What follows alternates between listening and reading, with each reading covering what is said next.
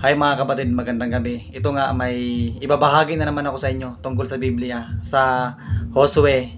Saglit lang po to mga kapatid, hindi po to mahaba. Promise po, saglit lang po to. Bigyan lang po natin ng time si Lord guys, saglit lang po.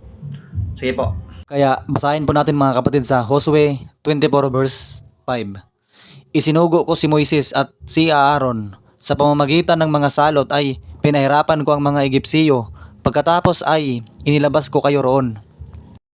So yun nga mga kapatid, yun, grabe yung pagparusa ng Panginoon. Nagpadala pa ng mga salot mga kapatid. Kasi sa mga makasalanang gawa ng mga tao noon, sa mga panahon na pinasuko lahat ng bansa sa kanilang paghahari mga kapatid. Kaya yun, lahat ay ginawa po ng Diyos na maparusahan sila mga kapatid at iniligtas yung mga taong inalipin nila.